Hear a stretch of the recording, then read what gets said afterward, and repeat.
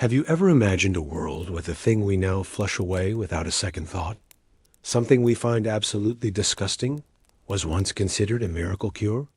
It's not a myth. It's not a joke. It's a real chapter of Roman medicine, a time when human urine was prescribed to treat everything from toothaches and skin infections to inflammation. And yes, even to whiten your teeth. Welcome to Sleepy Dark Past, where we don't just tell history, we peel back the layers of time to uncover the bizarre truths humanity once believed. In this series, we're diving deep into the question, why did Roman doctors see urine as medicine? From ancient medical philosophies and shocking treatment recipes to modern science's explanations for these strange practices, this story will reveal how the line between science and superstition once barely existed. We'll meet the most famous physicians of the Roman Empire, read through real medical texts written over 2,000 years ago, and explore a world where the word cure was far stranger and far more disturbing than we could ever imagine. And as always, prepare yourself. The deeper we go, the more you'll realize that history isn't just weird, it's horrifying, hilarious, and absolutely unbelievable. If you love dark, mysterious journeys into the forgotten corners of history, make sure to subscribe to Sleepy Dark Past so every night you can fall asleep with the stories humanity tried so hard to bury. Imagine stepping into a bustling street in Rome around the 1st century CE. Marble statues gleam under the Mediterranean sun. Togas flutter in the warm breeze, and everywhere you turn merchants shout about olives, wine, and believe it or not, fresh urine. Welcome to the golden age of Roman medicine, a world where pee was not waste, but remedy, where a doctor's prescription might involve a trip not to the apothecary, but to the nearest chamber pot. And before you wrinkle your nose and scream disgusting, let me assure you, the Romans were absolutely serious about this. Urine wasn't filth in their eyes. It was a substance with divine balance and natural properties that could heal. This wasn't the rambling of a madman. Some of the most respected physicians of the empire genuinely believed it. To understand why anyone would rub urine into a wound or gargle it like mouthwash, we have to understand the foundation of ancient medical thinking, humoral theory. According to this worldview, the human body was governed by 4 essential fluids, or humors: blood, phlegm, yellow bile, and black bile. Health was simply the harmony of these 4 elements. Sickness? That meant your humors had thrown a tantrum and refused to cooperate. And here's where things get even more bizarre. Urine was believed to be both a diagnostic tool and a treatment. Doctors would study its color, smell, and texture to identify which humor was misbehaving.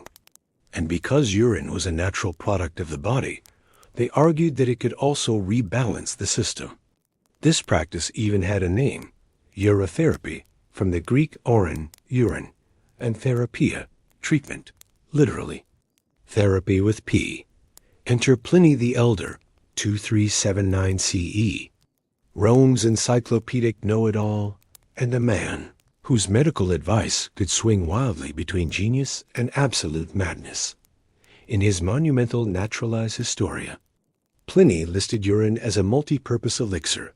Aged urine, he wrote, could clean wounds and disinfect skin. Fresh urine? That was perfect to soothe burns or reduce swelling. Embrace yourself urine was also recommended as a mouth rinse to whiten teeth and freshen breath.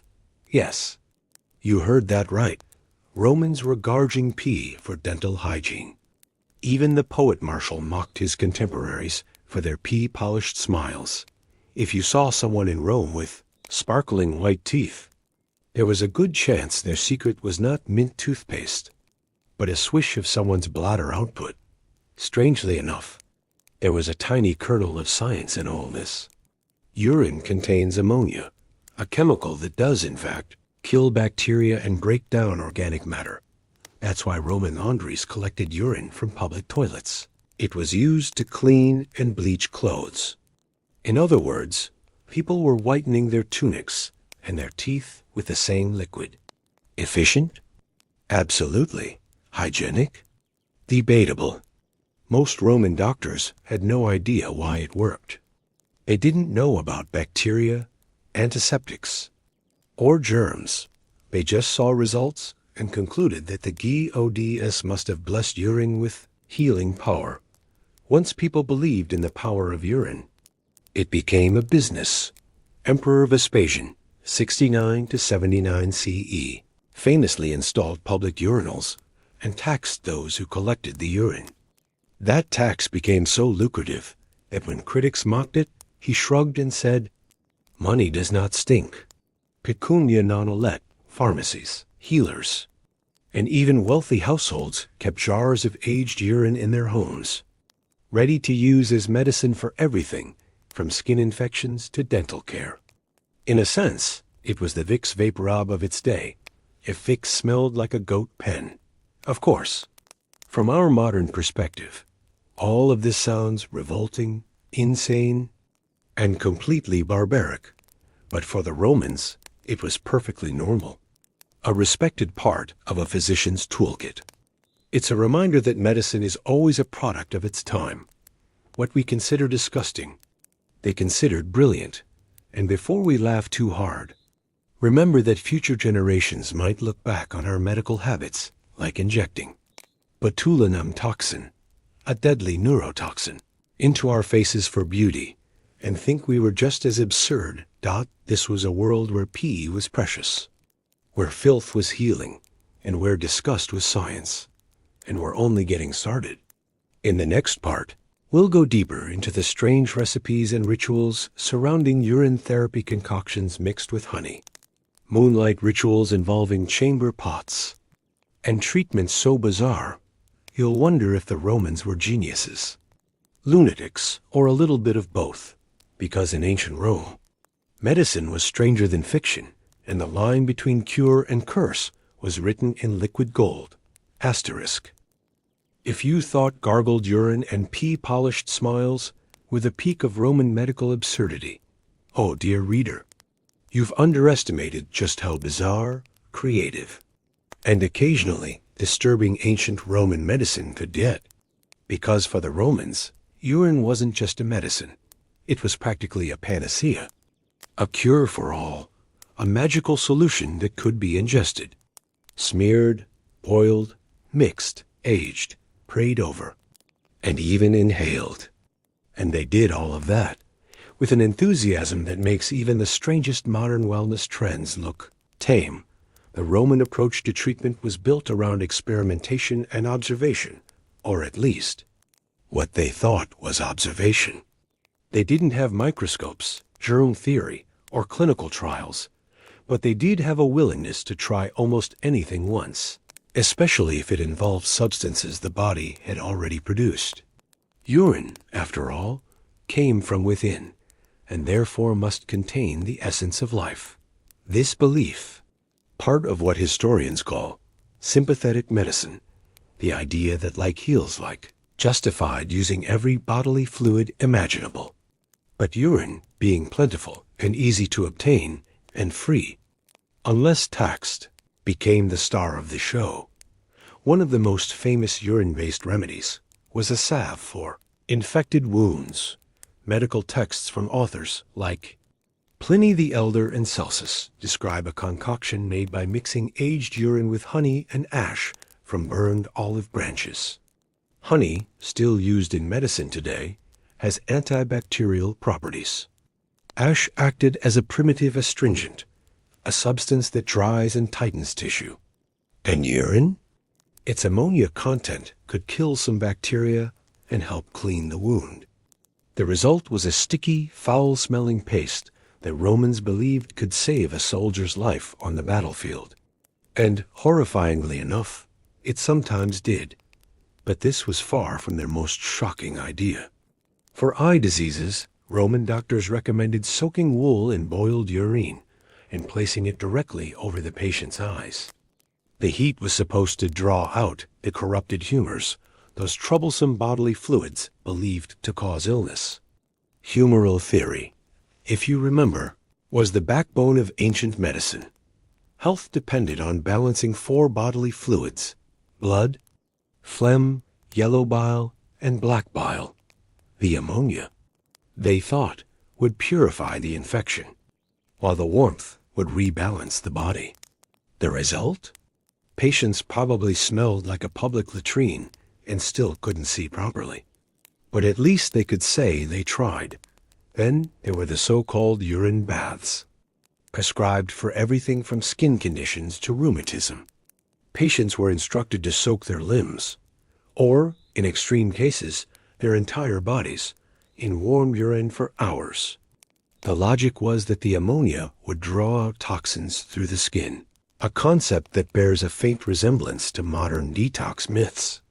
Some even believed that bathing in the urine of young boys was more effective, because their bodies were pure, and therefore their fluids were more potent. It's unsettling, it's absurd, but it's also deeply revealing about how the Romans understood the body as a system governed by mystical properties rather than chemistry, dentistry. 2 was a playground for urine-based experimentation. Romans were obsessed with white teeth, a sign of wealth, beauty, and good health, and they believed urine was the ultimate whitening agent. Wealthy Romans often imported urine from Spain, which they considered superior, due to the diet of the Iberian population. Yes, you read that correctly. There was an ancient urine import trade. Some recipes advised drying the urine into a crystallized powder, then mixing it with crushed pumice to create an early form of toothpaste. Others recommended swishing it directly in the mouth, and not just once, but daily. Writers like Seneca and Martial openly mocked those with suspiciously bright smiles, hinting that they were drinking their own medicine. But ridicule or not, this bizarre practice persisted for centuries. Urine was also used internally. Yes, drunk. Roman medical texts describe urine tonics meant to treat poisoning, stomach pain, and even epilepsy. The idea was that urine, being a byproduct of the body, carried the power to neutralize internal toxins. In some cases, the patient was encouraged to drink their own urine, a practice that, while deeply unpleasant, was considered safer because it was in harmony with the individual's own body. Even today, some fringe health movements still promote a version of this called urotherapy, citing dubious antibacterial and detoxifying properties, proof that some ideas are simply too strange to die. It didn't stop there. Urine was also part of magical healing rituals. People sprinkled it around their homes to ward off evil spirits and disease. Mothers rubbed infant urine on their babies' foreheads to protect them from the evil eye. Soldiers rubbed it on their weapons before battle, believing it imbued them with strength. And midwives sometimes used urine in fertility rituals, arguing that, because it came from the same body that produced life, it must be a conduit of vital force. These practices blurred the line between medicine and magic, revealing how deeply intertwined ancient science and superstition truly were. What's perhaps most fascinating and simultaneously unsettling is how normalized all of this was. Urine therapy wasn't a fringe idea. It was mainstream, practiced by the elite and the poor alike, recommended by respected physicians, and recorded in authoritative medical texts. The same people who built aqueducts, paved roads, and invented concrete, achievements we still marvel at today, were also soaking their eyes in pee and calling it science. It's a perfect illustration of the Roman worldview: practical, experimental, confident, and occasionally insane. And while we might laugh now, it's worth noting that many of these treatments had some basis in reality. Ammonia really does have antiseptic qualities. Honey really does kill bacteria. And the concept of using the body's own byproducts in healing isn't entirely without merit. It's just that modern science has found cleaner, more effective ways to do it. The Romans were stumbling blindly toward truths that would take millennia to fully understand. And they did it with a courage, or perhaps a desperation, that is both admirable and absurd. The legacy of these practices lingers in subtle ways. Even today, traces of urine's role in medicine survive, from its historical use in producing saltpeter for antiseptics, to its role in early pregnancy tests, which involved injecting urine into rabbits, to its occasional appearance in alternative medicine. It's a testament to how deeply urine shaped not only ancient healing, but also humanity's evolving relationship with the body. So yes, the Romans boiled it, bottled it, smeared it, soaked in it, and sometimes even worshipped it. And while the modern world may recoil in disgust, it's hard not to feel a grudging respect for a civilization so utterly convinced that the key to health and healing flowed not from the heavens, but from the most humble, human, and undeniably gross of sources. If you think the Romans were strange for rubbing urine on their wounds or swirling it around in their mouths, wait until you see what they did with it when they realized it could make them rich. Because in the Roman world, pee wasn't just a medical marvel. It was currency, power, and social status, all bottled up in one very smelly package. It was collected, traded, sold, taxed, and hoarded. It was part of the economy. And yes, it even helped fund the empire. Welcome, dear reader, to one of the most absurd, unexpected, and honestly hilarious chapters in economic history, the era of the urine industry. To understand how we got here, we have to go back to the streets of Rome in the 1st century CE, a city of more than 1 million people, bustling with markets, bathhouses, temples, and public toilets. The Romans, ever the engineers, had built a sophisticated sewage system called the Cloaca Maxima Great Sewer, but they didn't want perfectly good urine to just flow away. After all, it was useful, not just for medicine, but for cleaning, tanning leather, dyeing clothes, bleaching fabrics, and even metallurgy. It turns out that ammonia, one of the key chemicals in urine, is incredibly versatile. And in a world without synthetic chemicals, human pee was the most abundant, renewable source around. This is where one of the most fascinating and ridiculous professions of the ancient world comes in, the phallones. A phallo, plural phallones, was essentially a professional cleaner and cloth finisher, the dry cleaner of ancient Rome.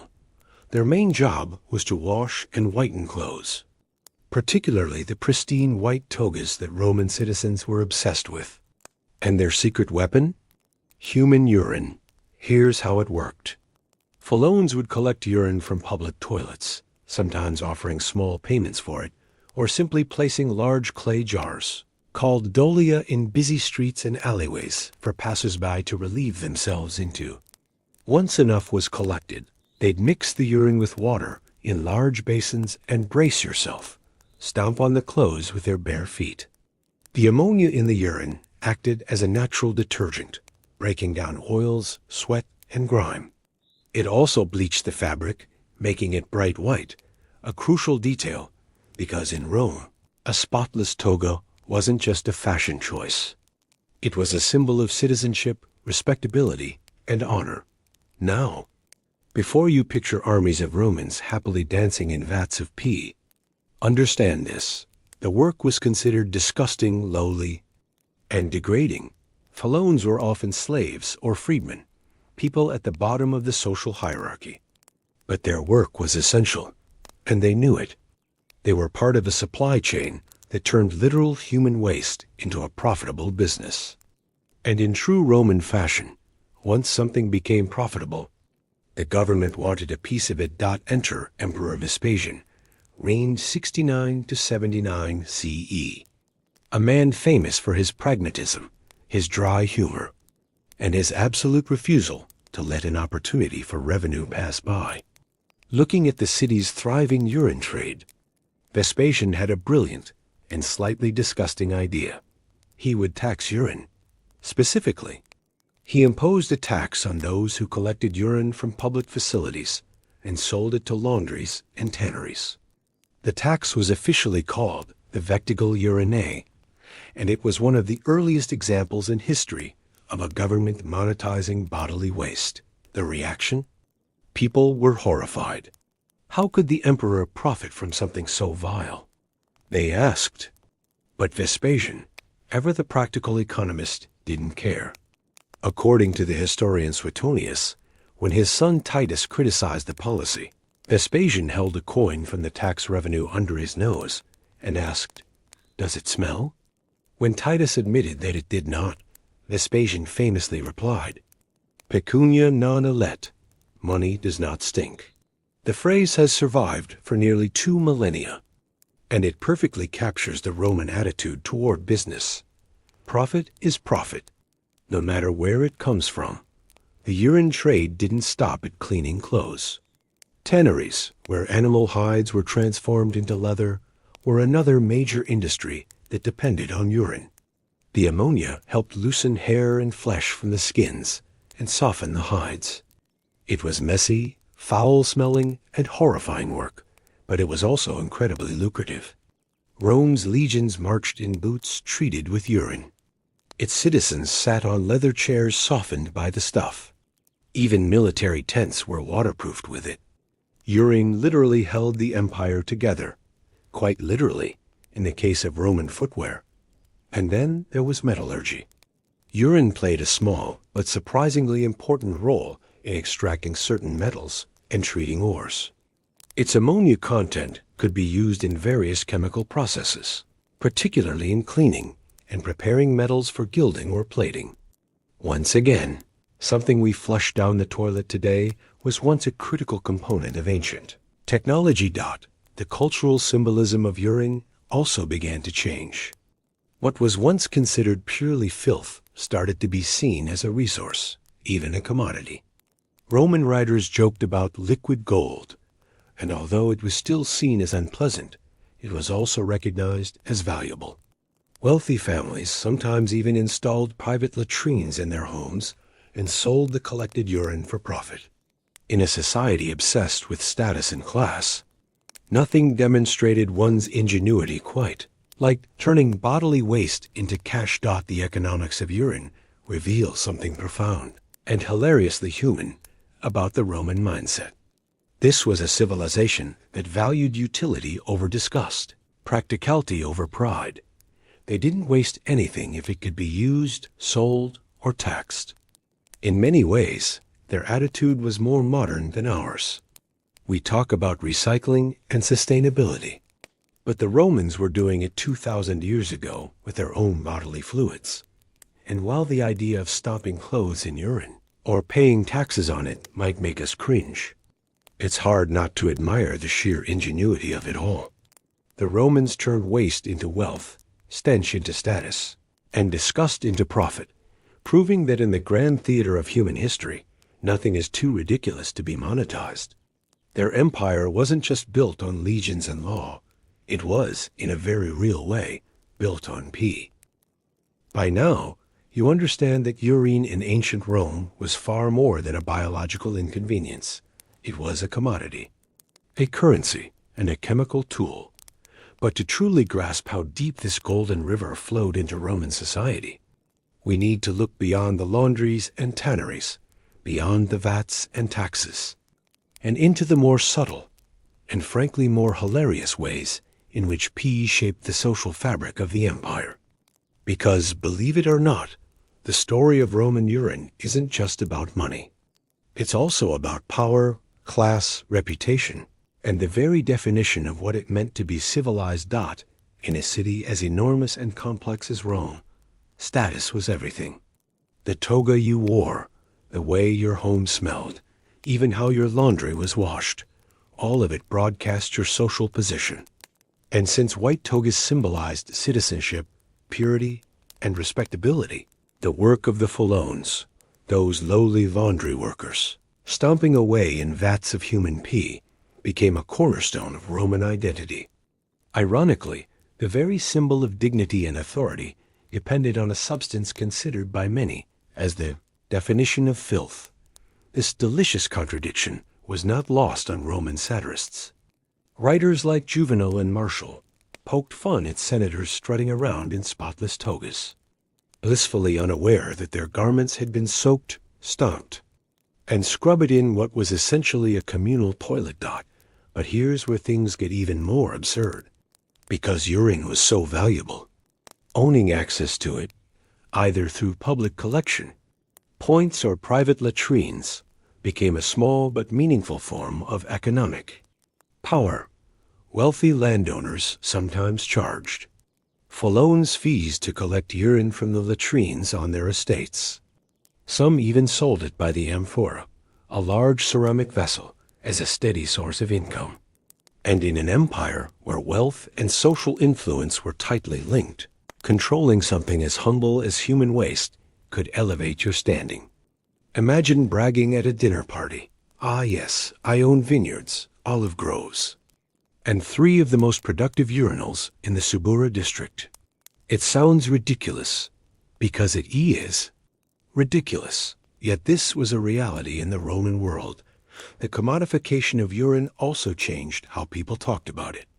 In early Roman society, bodily waste was considered taboo, something to be avoided, hidden, and never discussed in polite company. But by the height of the empire, urine had entered the vocabulary of economics and law. Official edicts were issued regulating the collection and sale of urine. Contracts included clauses about its price and purity. And legal disputes occasionally erupted over who had the right to place collection jars in high-traffic areas. Pee wasn't just a bodily function anymore. It was property, and property meant power. Even the Roman state recognized the strategic importance of controlling the flow of urine, literally and figuratively. Emperor Vespasian's urine tax was only the beginning. Municipal authorities often regulated public latrines, forcae, deciding where they could be built and how they could be used. These facilities were sometimes attached to bathhouses or marketplaces, ensuring a steady supply of fresh, liquid gold for nearby industries. In some cases, the state even subsidized the construction of large-scale Folonike laundries, because keeping the population's clothes clean was seen as a matter of public order. After all, a dirty toga wasn't just a fashion faux pas. It was a social signal of poverty or moral decay. But the influence of urine extended beyond the practical and into the symbolic. In Roman culture, the act of turning something base and worthless into something valuable carried powerful metaphorical weight. Philosophers loved to use urine as an example of transformation, the alchemy of civilization itself. The Stoic writer Seneca, for instance, once noted that even the most vile thing, when put to purpose, becomes noble. He was probably not thinking about laundry detergent when he wrote that, but the sentiment applies. Urine became a metaphor for the Roman genius of turning chaos into order, waste into wealth, and stench into status. And make no mistake, status was deeply tied to how people engaged with this strange industry. The wealthy and powerful didn't collect urine themselves, of course. They left that to slaves, freedmen, and the lower classes. But they did profit from it, whether by taxing it, selling it, or simply wearing the pristine results. It was a perfect reflection of the Roman social hierarchy. The elite benefited from the labor and the bodily fluids of those beneath them, while remaining symbolically clean. This hypocrisy wasn't lost on critics. The poet Martial joked that those who wrinkle their noses at the stench are the same ones who pay handsomely for the shine. There was even a sort of social etiquette around urine. Certain Follones became famous for their skill, their signature techniques, and their ability to achieve the perfect level of whiteness without damaging delicate fabrics. Wealthy families sometimes employed their own private Follones, much like modern celebrities have personal stylists. And because urine had to be collected fresh and aged properly for maximum potency, there was even a seasonal market, with prices fluctuating based on supply and demand. In some urban districts, it was said that a man's fortune flowed with the latrine. Crude? Absolutely. Accurate? Also absolutely. Perhaps the most fascinating part of all this is how completely normalized it was.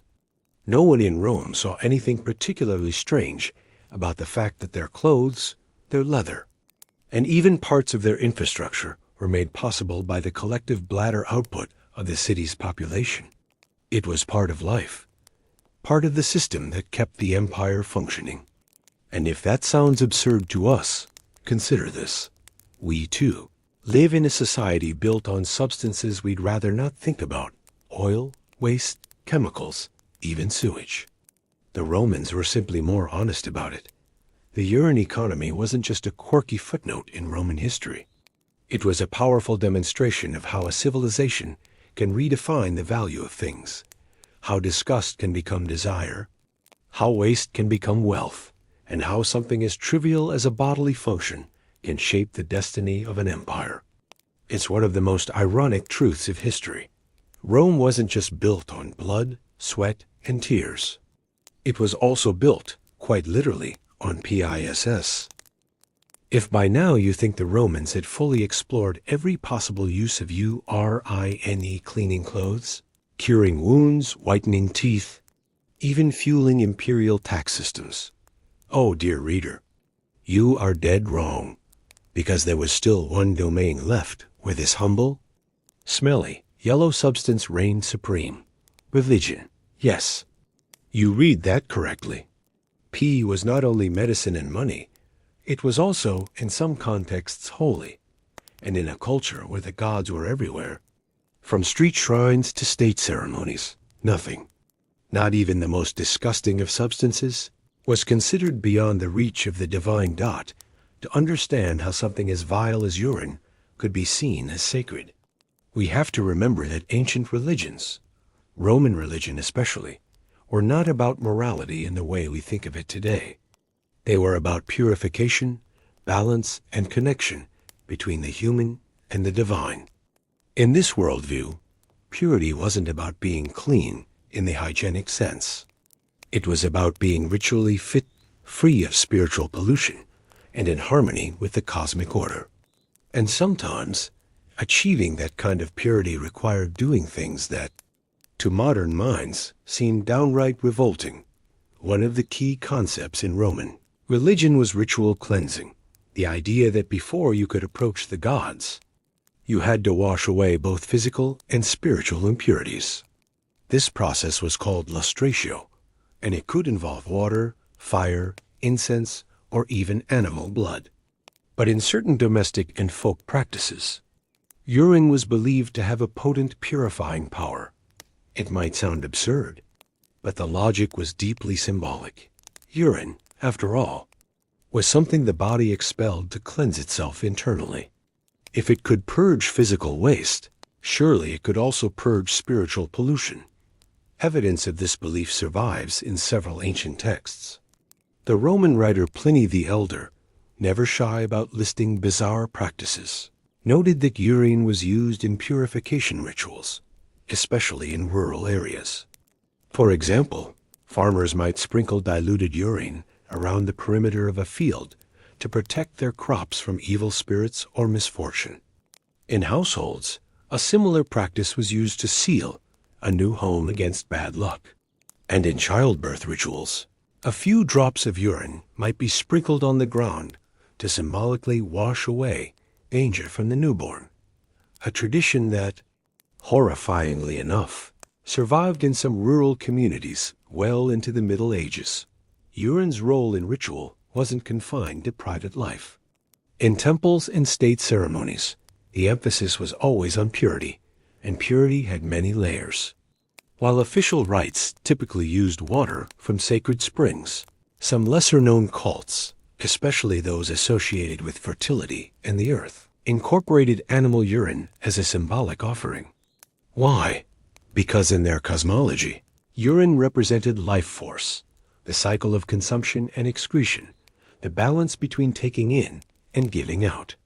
Life, they reasoned, was sustained by processes that were not always pretty, and the gods, being cosmic beings, accepted both the sacred and the disgusting as part of their domain.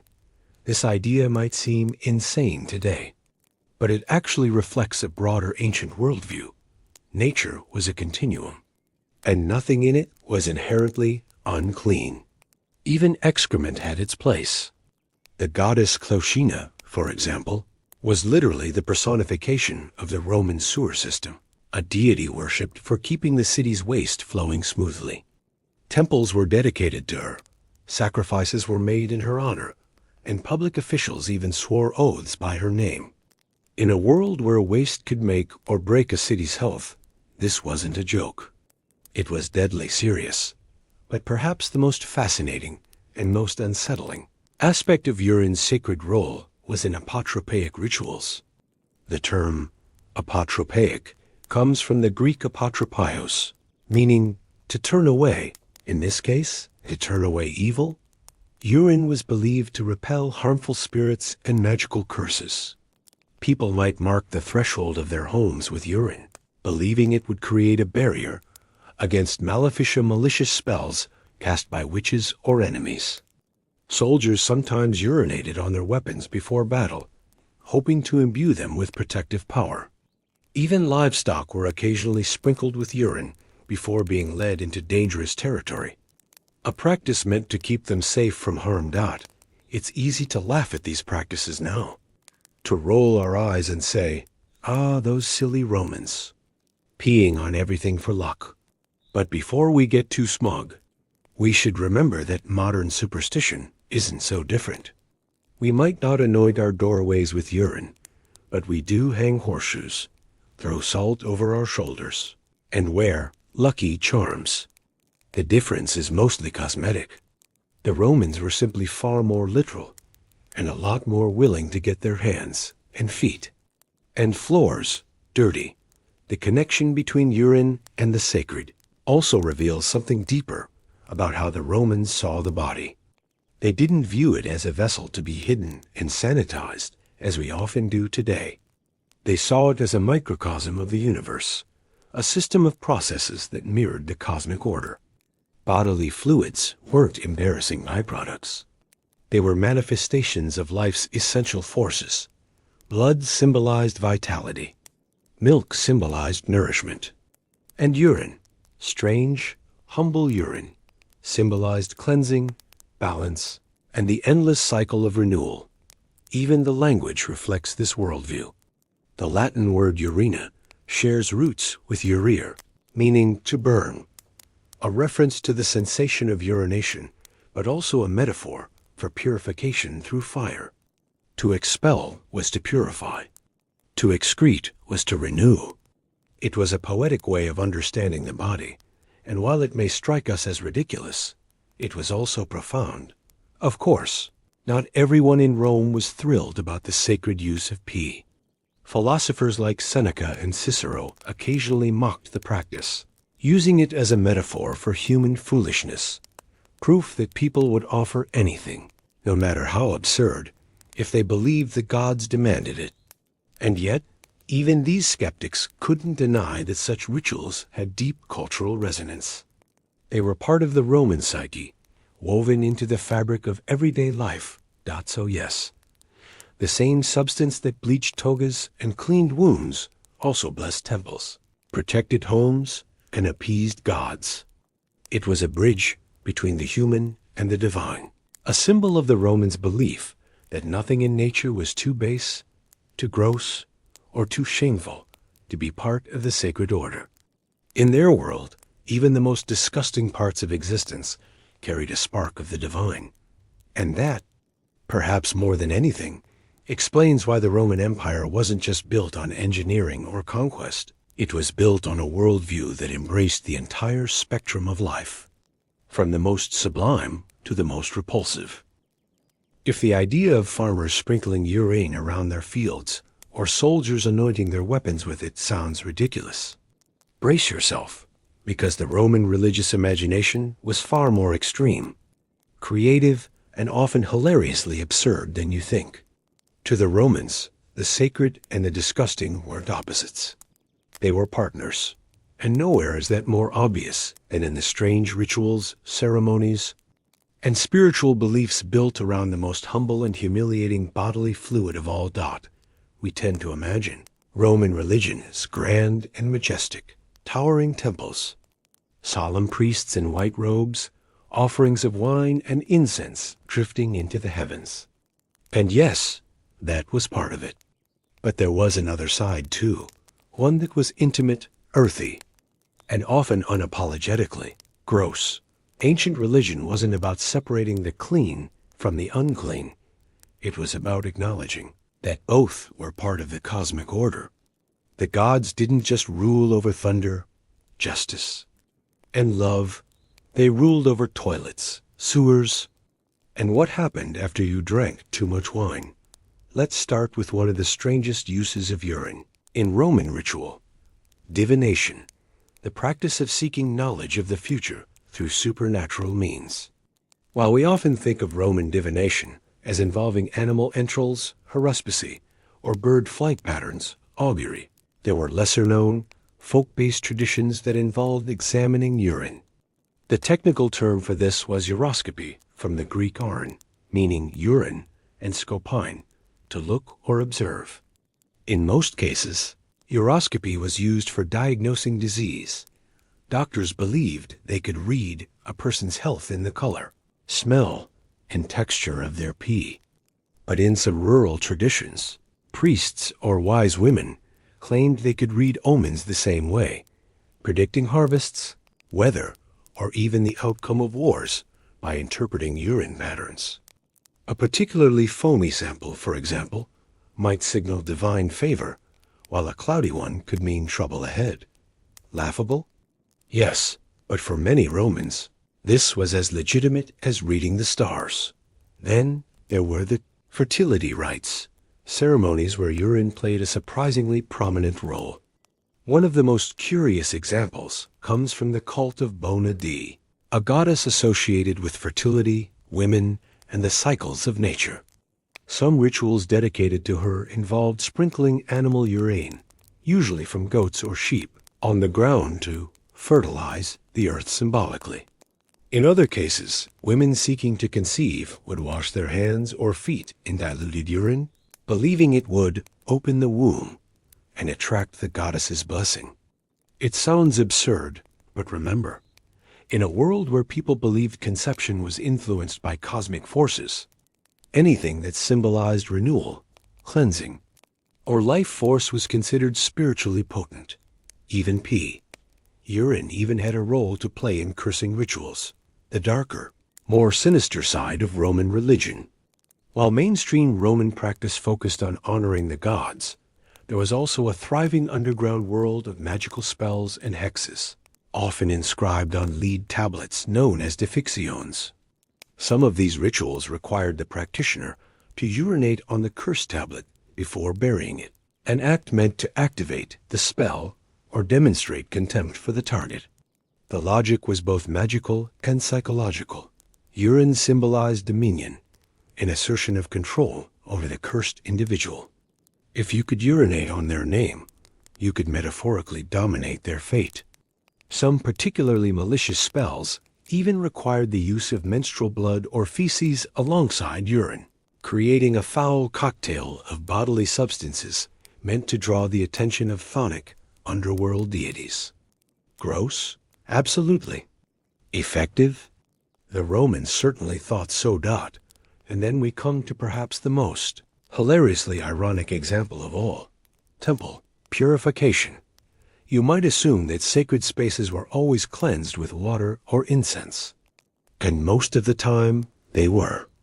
But some temples, particularly older rural ones, used urine in specific purification rites. The reasoning was symbolic. Water washed away dirt, but urine expelled it. Since the body itself used urine to purge impurities, mimicking that process on a temple's floor or altar was believed to drive out spiritual pollution. In fact, in a few documented cases, priests would deliberately urinate on the threshold of a newly consecrated shrine as a way of sealing it against evil. Imagine stepping into a temple and knowing the doorway had been blessed in the most literal, yellow way possible, one particularly odd ritual took this logic even further. During certain New Year ceremonies, Romans performed acts of symbolic renewal, discarding the old and welcoming the new. In some regions, participants were required to urinate on ashes from the previous year's sacrifices, symbolizing the purging of old sins and misfortunes. It was believed that the urine transformed the ashes from a reminder of the past into a protective charm for the future. It's hard to say whether this was taken seriously or done with a wink and a laugh, but either way, it shows just how far the Roman imagination could stretch when it came to ritual.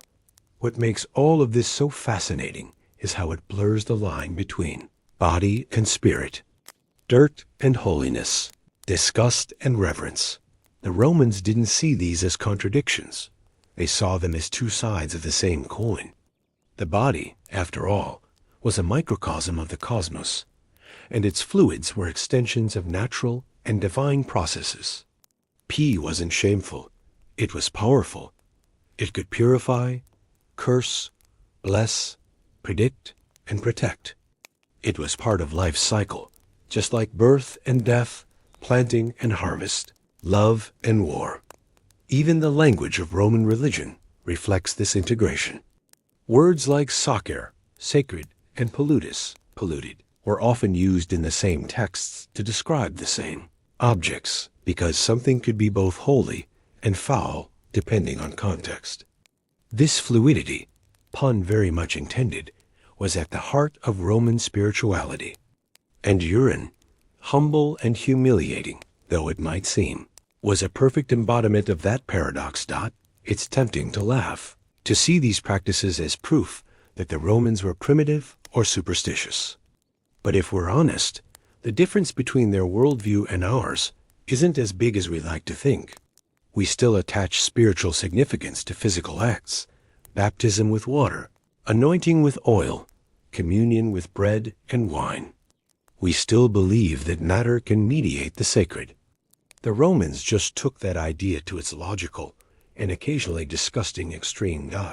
So yes, they truly did piss for the gods, and in doing so, they revealed something profound about their civilization, a belief that nothing in nature was too lowly, too dirty, or too repulsive to be part of the divine order. The sacred for them wasn't something distant and pristine. It was everywhere, in the blood, the sweat, the tears, and yes, in the urine too. At this point, you might think the Romans' obsession with urine was just a mix of superstition, poverty, and bad hygiene, a quirky historical footnote, the kind of thing you'd laugh about over dinner and then promptly forget. But here's the shocking part. There was actually a kind of logic behind all of it, a strange, twisted, and occasionally brilliant logic, one that laid the groundwork for ideas that would shape medicine, chemistry, and even pharmacology centuries later. Because for all its absurd uses, urine wasn't just a random folk remedy. It was one of the first biological substances that humans tried to study, analyze, and manipulate, and in a very real sense. It was one of the first scientific tools in Western medicine. Let's start with what the Romans actually knew about urine, or at least what they thought they knew. The prevailing medical framework at the time was still the humoral theory, a concept inherited from the Greeks. It claimed that the human body was governed by 4 essential fluids, or humors: blood, phlegm, yellow bile, and black bile. Health was the perfect balance of these humors. Disease was what happened when they fell out of balance. And because urine was seen as the body's way of expelling excess or corrupted fluids, studying it was believed to offer a window into the body's internal state. This belief led to the development of a practice known as uroscopy, essentially the ancient art of diagnosing disease by examining urine. Long before microscopes or blood tests, doctors would swirl, sniff, and scrutinize the contents of a chamber pot, like sommeliers judging a fine wine. They paid attention to color. Is it golden, pale, or alarmingly red. Consistency: thin and watery or thick and oily. ODOR: neutral, sour, or putrid. And even taste: yes, some physicians tasted their patients' urine, a truly disgusting but historically documented fact. Each characteristic was thought to reveal a different imbalance in the body's inner workings. A dark, cloudy urine? Perhaps an excess of black bile, signaling melancholia, the ancient term for depression. A pale, watery sample? Too much PHLEGM, indicating a cold disease like lethargy or respiratory illness. Sweet-smelling urine? Likely a sign of what we now know as diabetes mellitus. The term mellitus actually means honey sweet, because ancient physicians noticed that the urine of diabetics attracted ants. They didn't understand the underlying metabolic causes, but their observations were surprisingly accurate. This diagnostic method might sound absurd to us today, but it wasn't entirely off base.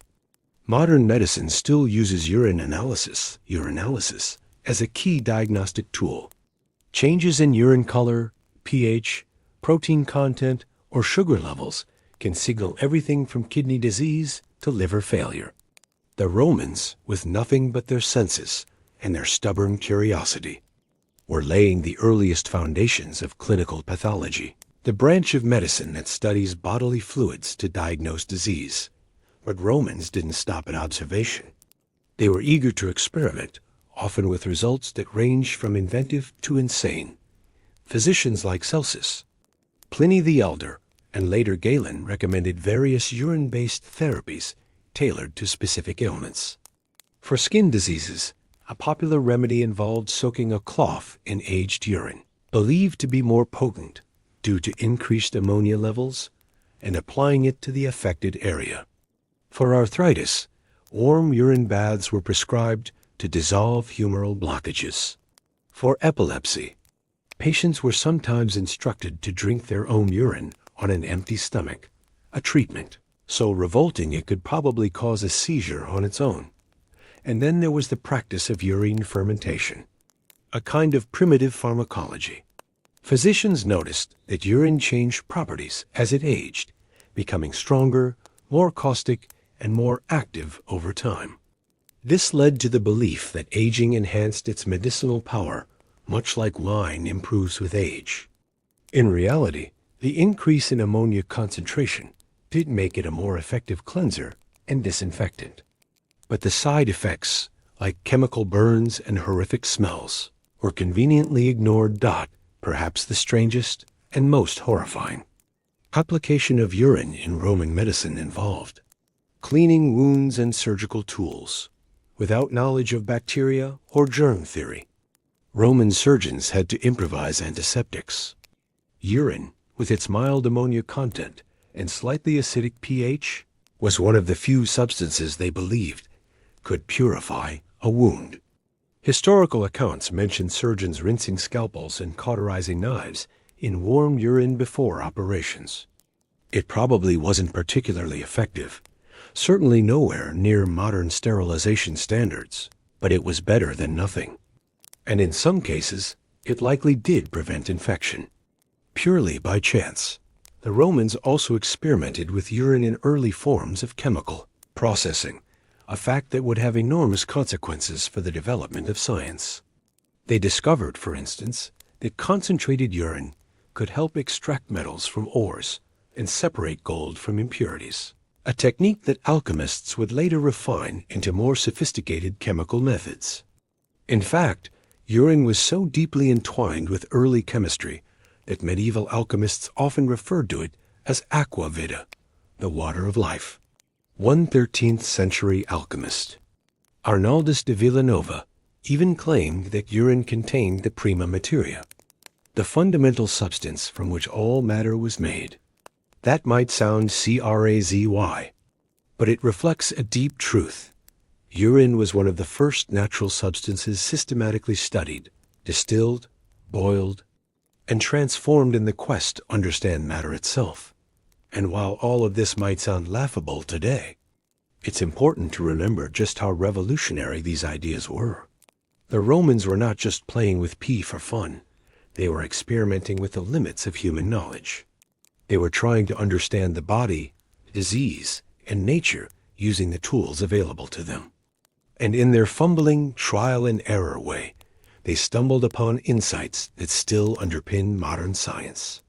They observed the link between urine and disease. They recognized its chemical properties. They discovered its industrial applications. And they did it all without a microscope, a lab coat, or a clue about bacteria. This is why, for all its absurdity, Roman urine medicine deserves a grudging respect. It shows us that science doesn't always start with polished laboratories and peer-reviewed journals. Sometimes it starts with a curious physician holding a clay pot and thinking, maybe I should boil this.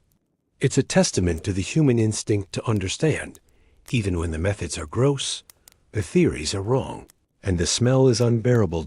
So yes, urine was disgusting. It was revolting. It was vile. But it was also a tool, one that bridged the gap between magic and science, superstition and discovery. And if that makes you uncomfortable, well, welcome to the reality of ancient medicine, a world where the road to knowledge was paved with piss. By now, you might be laughing, and rightfully so, at the image of toga-wearing Romans sniffing, swirling and occasionally tasting their patients' urine in the name of science. But here's the uncomfortable truth. This gross, yellow liquid was more than a medical gimmick. It was the birthplace of experimental thinking, the substance that quietly taught humans to observe, record, test, and deduce centuries before words like chemistry or biology even existed. And that's where our story turns from merely ridiculous to profoundly revolutionary. To understand why, we need to zoom out and look at how the Romans and later, the medieval scholars who inherited their ideas, approached the study of bodily fluids. In a world without microscopes, blood tests, or diagnostic imaging, the body was a black box. No one could peer inside and see the organs or understand cell function. Instead, they had to rely on what came out of the body to understand what was happening inside. And nothing came out as regularly, predictably, and visibly as urine. It became the most accessible diagnostic sample in ancient medicine. The original lab report. This is where the art of uroscopy, the practice of examining urine for signs of disease, evolved from superstition into something that, shockingly, resembles the early scientific method. Physicians didn't just look at urine randomly. They created elaborate urine charts, diagrams that linked specific colors, smells, and textures to particular diseases. A dark brown urine, for instance, was said to indicate liver disease, while a milky white one suggested kidney trouble. If the urine smelled sweet, it meant diabetes, though they had no name for it yet. If it foamed excessively, the patient might have an excessive pHm1 of the four humors. These charts weren't just medical tools. They were attempts at pattern recognition, a foundational principle of scientific reasoning. The practice grew so widespread that by the 2nd century CE, doctors carried special urine flasks called maculae, round glass vessels designed to hold samples, so they could be examined against the light. It was an early version of the laboratory beaker, and it symbolized a shift in how humans thought about disease. Illness was no longer seen solely as the whim of angry gods. It was something that could be observed, analyzed, and perhaps even predicted. And though they were often hilariously wrong in their conclusions, Roman physicians were, without realizing it, laying the groundwork for empirical medicine. Medicine based on observation and evidence. But the impact of urine went far beyond diagnosis. Its chemical properties, particularly its content of ammonia and urea, made it one of the first substances that humans learned to manipulate deliberately. In a sense, urine was the laboratory of antiquity. Early chemists, or alchemists as they were later called, experimented endlessly with it. They boiled it to concentrate its components, fermented it to create new substances, and mixed it with metals and minerals to trigger chemical reactions they didn't yet understand. Many of these experiments failed spectacularly and smelled even worse. But some led to astonishing breakthroughs. One of the most bizarre and most historically significant discoveries to come from urine experimentation was phosphorus.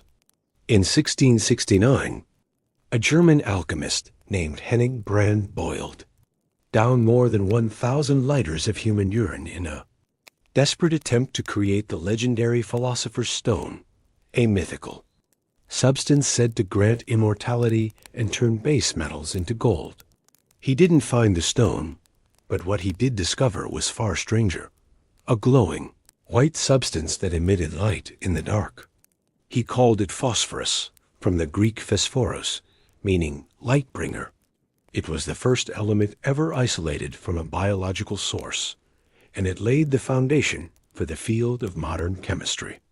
Yes, you read that correctly. One of the most important chemical discoveries in history began with boiled pea.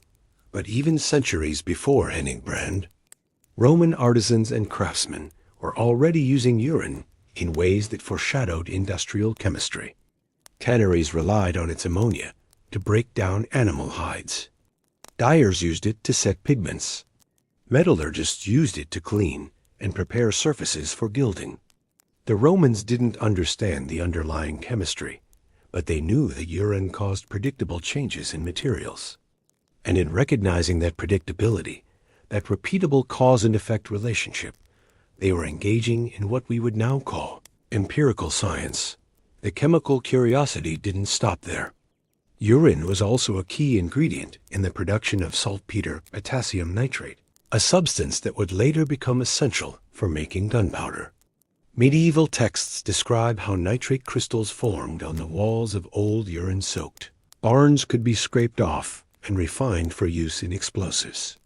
This discovery would eventually revolutionize warfare and engineering, and it all began with the humble Roman practice of collecting and storing urine in massive clay jars. Meanwhile, physicians continued their experiments inside the human body as well. Some even attempted crude forms of urine therapy, not just as a treatment for illness, but as a kind of internal reset for the body's humoral balance. They theorized that drinking urine could reintroduce certain vital elements the body had expelled, restoring harmony among the four humors. Today, we know this is pseudoscience, but it's also an early attempt to understand homeostasis, the concept of internal balance that lies at the heart of modern physiology. What's so fascinating, and frankly, a little hilarious, is how this foul, yellow liquid served as a bridge between magic and science, ritual and reason. The same substance that priests used to bless fields and soldiers used to curse enemies also became a tool for diagnosing disease, extracting chemicals, and inventing new technologies. It was a symbol of the Roman worldview itself, practical, experimental, endlessly curious, and utterly fearless in its willingness to work with what most of us would rather flush away. And perhaps that's the greatest irony of all. For centuries, Western science was built on the idea of separating the pure from the impure, the noble from the base. But some of its most important breakthroughs came not from gold, silver, or marble, but from waste, from the stuff we're too embarrassed to talk about. The Romans didn't have that shame. They embraced it, studied it, exploited it, and in doing so, they set humanity on a path of discovery that would eventually unlock the secrets of life itself. Not so?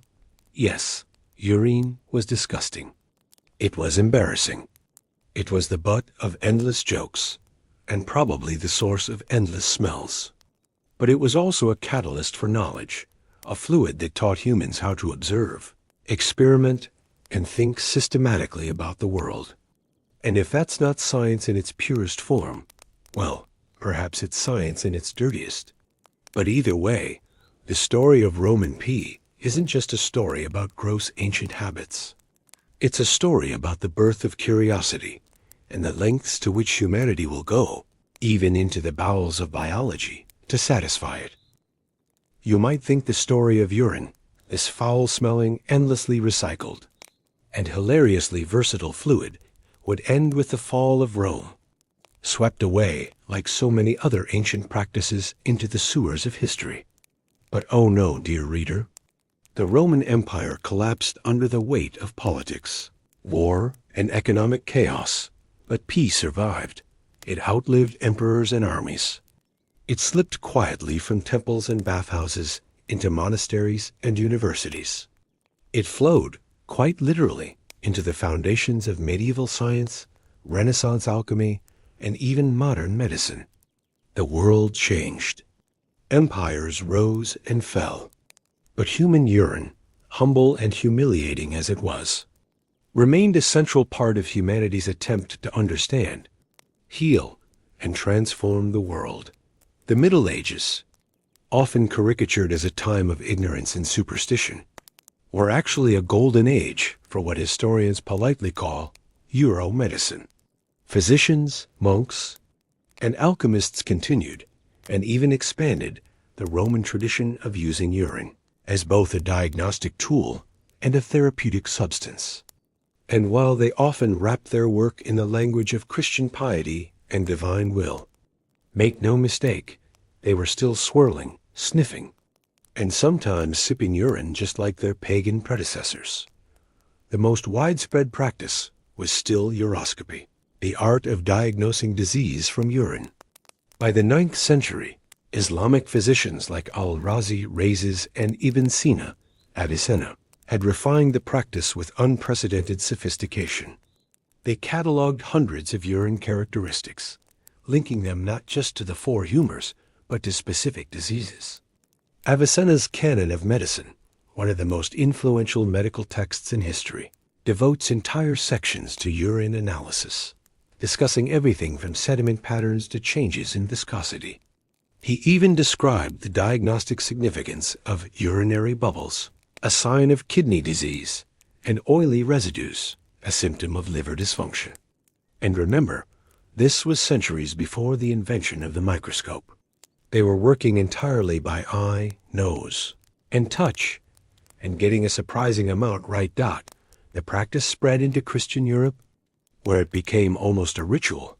Physicians, or at least those who claimed to be, carried ornate glass flasks, called maculae, and held them up to the light in front of anxious patients, peering into them as though consulting the will of God. It wasn't uncommon for wealthy nobles to ship their urine across countries for analysis by famous doctors. Some even sent it by courier to the University of Paris or the medical school at Salerno, hoping that a learned physician could diagnose their mysterious ailment by looking at a flask of yellow liquid. And as ridiculous as it sounds, this wasn't quackery, at least not entirely. Many conditions can be identified by changes in urine, and these early doctors were, in their own clumsy way, doing what modern labs do today. But urine in the Middle Ages wasn't just a diagnostic tool, it was a medicine. And here, things get even weirder. Recipes for urine-based treatments multiplied. Monastic infirmaries used aged urine to clean wounds. Surgeons soaked their tools in it before amputations. Apothecaries sold powdered urinary salts as a remedy for gout. One particularly disturbing recipe called for mixing human urine with goat dung and applying it as a poultice to infected sores, a concoction so vile that even medieval chroniclers admitted it was difficult to bear. And yes, people still drank their own urine, often as part of purification fasts, designed to cleanse the body and soul. Urine's role in alchemy, the medieval forerunner of chemistry, was even more fascinating. Alchemists believed that urine contained the essence of life, a concentrated distillation of the body's vital forces. They called it aqua vita, water of life, and experimented endlessly with boiling, distilling, and fermenting it. Their goal, of course, was not to make medicine, but to discover the philosopher's stone, the legendary substance that could turn base metals into gold and grant immortality. And while they never succeeded in that particular quest, they did make some remarkable discoveries along the way. One of the most important was the identification of salts and crystals that formed when urine evaporated. Alchemists noticed that these residues had strange properties. They could neutralize acids, dissolve metals, or ignite when heated. They didn't understand the chemical reactions at work, but their experiments laid the groundwork for the study of alkalis and bases, substances that are essential in modern chemistry. Later, in the 17th century, these experiments would lead to the discovery of phosphorus, the element that would revolutionize everything from fertilizers to matches. And yes, it all started with urine, boiled, condensed, and scraped from the bottoms of ancient alchemical flasks. The influence of urine wasn't confined to the lab. It shaped cosmology, philosophy, and even theology. Some scholars saw it as evidence of divine design, proof that the human body was a microcosm of the universe, capable of transforming what was impure into something useful. Others interpreted it symbolically as a metaphor for spiritual renewal. Just as the body expelled waste to stay healthy, the soul needed to purge sin to achieve salvation. The language of urine appeared in sermons, poems, and even legal documents. In one 12th century text, a monk compared confession to urinating the filth of the soul. Crude? Absolutely.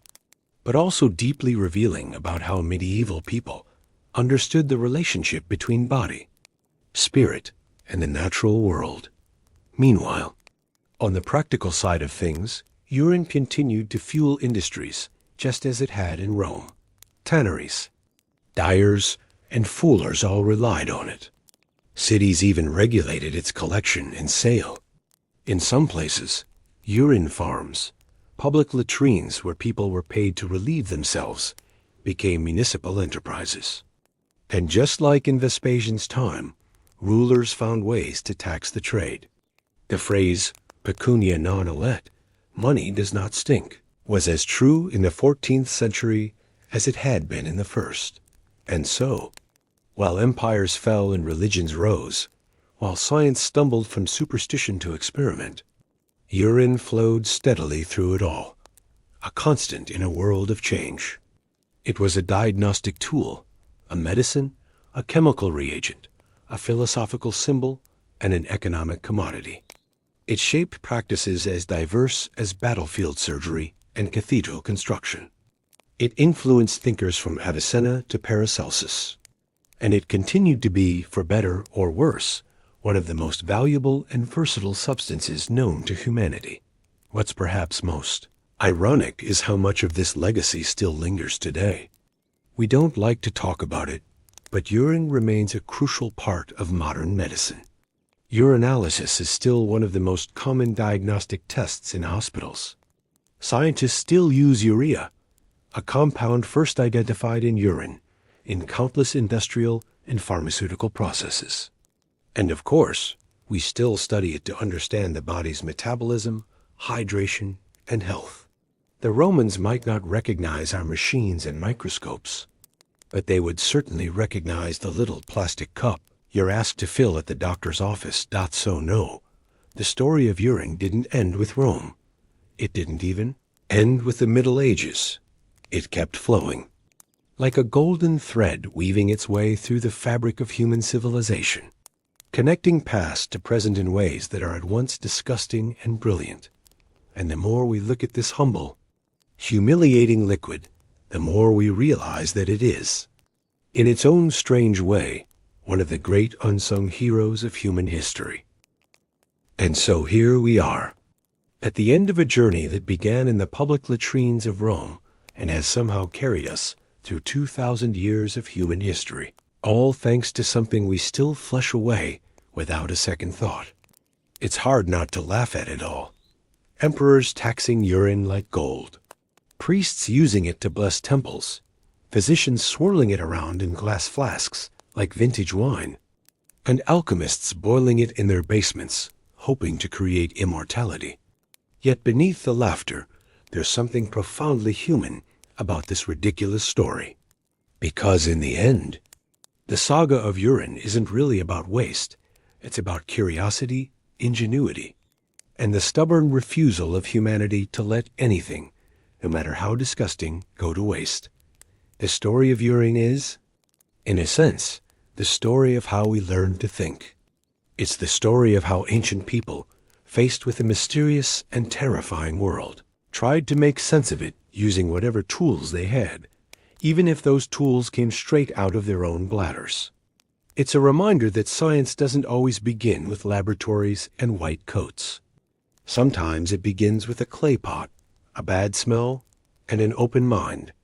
Every time a Roman doctor held up a flask to the light, every time a medieval monk distilled aqua vita, every time an alchemist scraped phosphorescent crystals from the bottom of a urine cauldron, they were doing something deeply radical. They were trying to understand the laws of nature through observation, experimentation, and trial and error. And while the methods were often laughable, the consequences were anything but.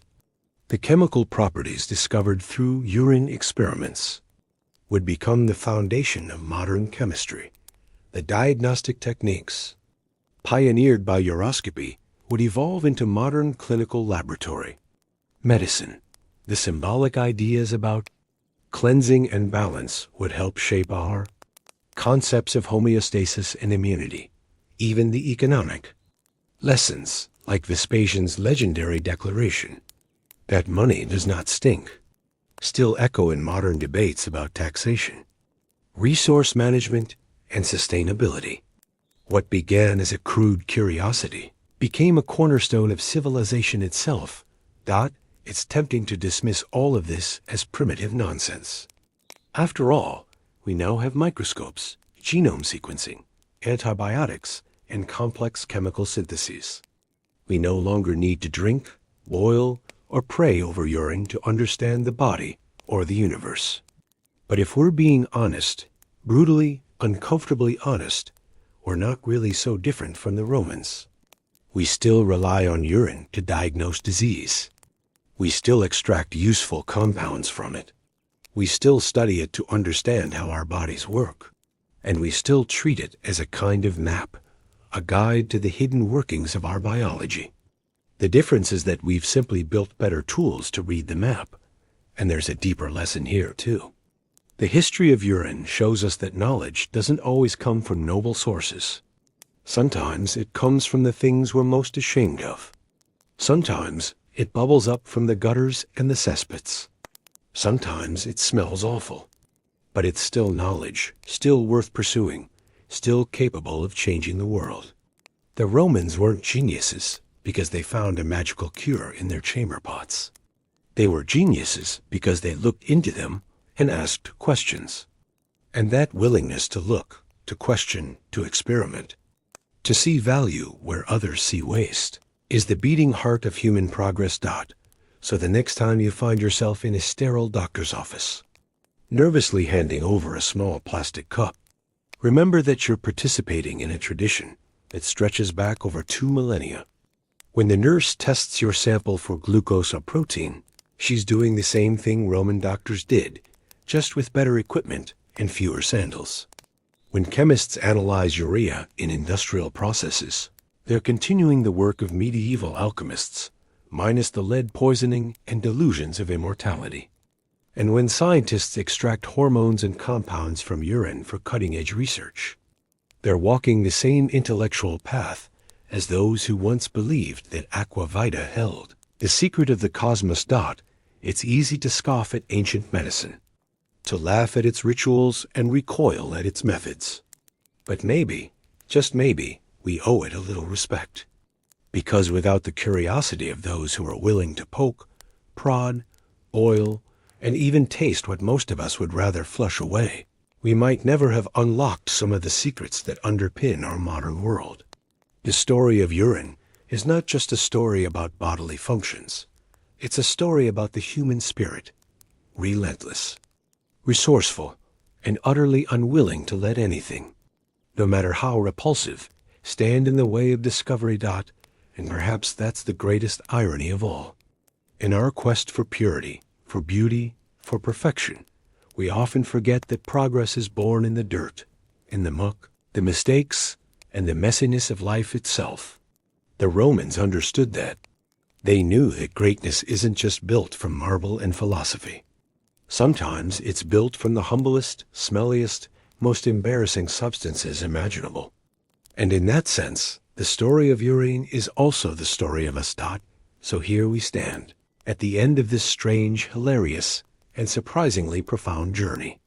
We've walked through ancient streets lined with urine jars, peeked into temples where pee was considered sacred, explored medical texts that treated it as a cure, and even watched alchemists turn it into glowing phosphorus.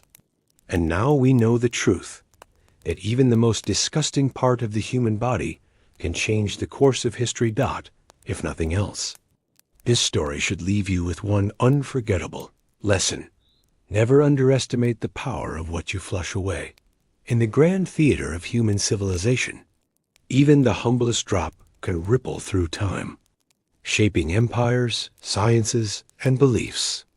It might not be glamorous. It might not be poetic. But it is, undeniably, human. And with that, our tale, strange, smelly, hilarious, and deeply human, comes to a close. You can finally flush and walk away. But as you do, remember, history is never just about kings and battles, temples, and inventions. Sometimes it's about what ends up in the pot.